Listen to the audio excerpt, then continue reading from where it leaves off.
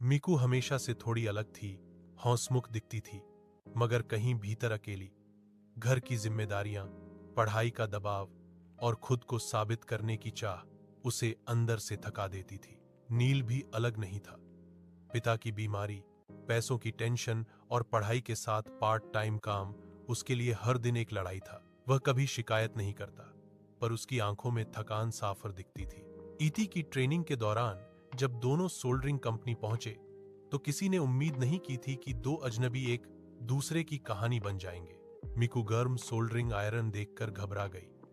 नील ने बिना कुछ कहे उसके हाथ को हल्का सा रोका और बोला, धीरे, ये काम डराने के लिए नहीं, बनाने के लिए होता है। मिकू उस एक वाक्य में छुपी शांति को महसूस कर गई। पहली बार उसे लगा, कोई तो है जो बिना बोले समझ लेता है। एक दिन लंच में दोनों अकेले थे। मिकू चुप थी। नील ने पूछा, सब ठीक है? मिकू ने झूठ बोल दिया, हाँ। नील बस इतना बोला, ठीक लोग हाँ नहीं कहते। बोलो क्या हुआ? बस इतना सुनते ही मिकू की आंखें भर आईं।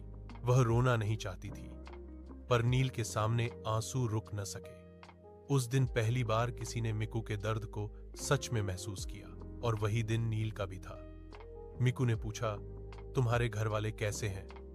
नील ने पहली बार किसी को बताया, पापा ठीक नहीं रहते, माँ अकेली सब संभालती हैं, इसलिए मुझे जल्दी कमाना है। मिकू ने चुपचाप उसके हाथ पर अपना हाथ रखा, कुछ नहीं बोली। कभी कभी साथ होना ही सबसे बड़ा सहारा होता है। एक दिन मिकू से सोल्डरिंग में बड़ी गलती हो गई। सुपरवाइजर बहुत गुस्से में था। मिकू डर के मारे कांप रही थी। इसी बीच नील आगे बढ़ा और कहा, सर, गलती मेरी थी, मैं सुधार दूंगा। मिकू को विश्वास ही नहीं हुआ। शाम को उसने आकर पूछा, नील, तुमने मेरे लिए ये क्यों किया?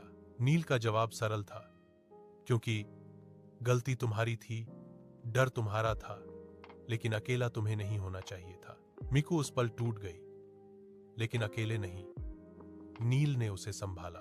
धीरे धीरे दोनों समझ गए कि दुनिया चाहे जितनी बड़ी हो, अगर एक इंसान मिल जाए जो सच्चे मन से साथ दे, तो सफर आसान हो जाता है। मिकू मजबूत बनने लगी, नील मुस्कुराने लगा। दोनों के दिलों में एक दूसरे का सम्मान, भरोसा और अनकहा रिश्ता बसने लगा। रिश्ता जिसे नाम की जरूरत नहीं थी,